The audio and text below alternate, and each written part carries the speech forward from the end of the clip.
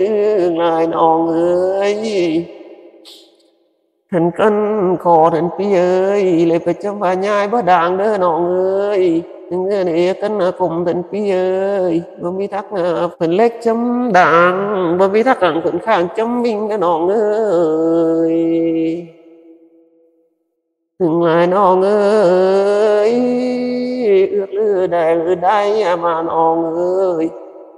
เอื้อเกิดลือจึงได้มีเงินบักเอานางมาน้องเอ้ยเอื้อเกิดลือจึงได้มีเงินจ้างเอาน้องมาน้องเอ้ยดัดก้อนน้องดัดก้อนน้องเอ้ยดัดก้อนปีที่ผัวเรือไปกาก้อนน้องเอ้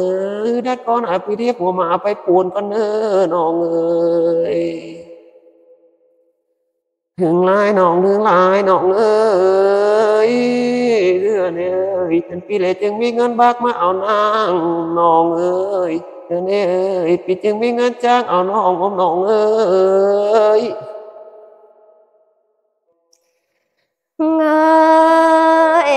มือเจ้าแกงมือได้เนพี่เอ้ยกำตัวเลือดพี่เอ้ยไว้ดำไก่ว่าดอดกะมีเนพี่เอ้ยท่านพี่เอ้ยจึงมาขายรักตัวเอามาพี่เอ้ยเนี่ยในจึงรู้ใจลาวันพี่โคท่านก็หนอพี่เอ้ยน้ำได้หลังน้ำได้พี่จึงมาทานมองมาพี่เอ้ยน้ำกองลำกองคองจึงมาเอาไปมาหนอพี่เอ้ย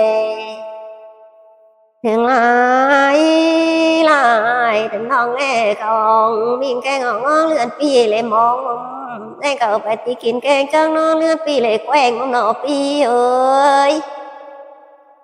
เงยถึงลายพี่เอ้ยนั่นไอ้พี่จึงมาที่ผัวเรือไปกามองค์ปานอพี่เอ้ยเงยแล้วไปเจ้าขังพักเปียอะไรน้ององค์ปานอพี่เอ้ยถึงลายนั่นไอ้พี่จึงมาที่ผัวมองไปปวนองค์ปานอพี่เอ้ยเงยแล้วไปเจ้าขังมองว่าหลวงไรน้ำองค์ปานอพี่เอ้ยเงยดึงลาไหลพี่เอ้ยกลางควรกลางบ่มาได้เด้อหนอพี่เอ้ยกลางไปกะกลางบ่ลีบ่ลายได้เด้อหนอพี่เอ้ยถึงลายกลางควรและกลางหน่วยดิดเมื่อมาบ่พี่เอ้ยกลางกะกลางหน่วยดิดเมื่อเนื้อบ่หนอพี่เอ้ยเรื่อยลือจึงมีเงินบักมาเอานางมาหนอพี่เอ้ยเป็นพี่เลยจึงมีเงินจ้างเอาน้องมาหนอพี่เอ้ยโอ้ยกวนลายน้องกวนลายน้องเอ้ยน้ำเสียเลยมีมามันน้องเอ้ยในที่เป็นพี่จึงได้เลยพักเปียเขาดงเล่าเป่าขวางน้องเอ้ยเป็นเสียเลยไม่เลื่อนผมน้องเอ้ยเป็นพี่จึงได้เลยปักเปียเขาดงน้องเอ้ยน้องบาปเอาหน้าน้องเอ้ยเรื่องลายน้องเอ้ยคงเถืองเอ้ยแล้วมันได้เป็นเพื่อนคงเถืองแล้วมันได้เป็นเพี้ยนน้องเอ้ยคงเพื่อนแล้วมันได้เป็นโดยน้องเอ้ยถึงลายน้องเอ้ยรับเงินโบเป็นโดยปีกาโบตาได้เด้อน้องเอ้ยรับเงินโบเป็นผัวเพียงเรียบปีกาโบวางได้เด้อน้องเอ้ยโอ้ย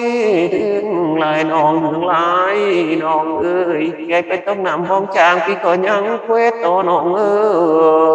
ยดัดก้อนน้องดัดก้อนน้องเอ้ยดัดก้อนพี่เที่ยวเรือไปกาก้อนน้องเอ้ยดัดพี่ที่พอมาไปปวนกันน้องเอ้ยเนี่ยไหนพี่จึงมีเงินบักเอานางน้องเอ้ยเนี่ยไหนพี่จึงมีเงินจ้างเอาน้องน้องเอ้ยถึงลายน้องถึงลายคำเปียกินกันในเลสาน้องเอ้ยเจ้าคำว่าน้องอาลินเที่ยวเนื้อน้องเอ้ยคำเปียกินกันในเลโถยเนื้ออาเอ้ยเจ้าคำว่าน้องว่าม้อยแล้วทานลิ้นเดือยเนื้อน้องเอ้ย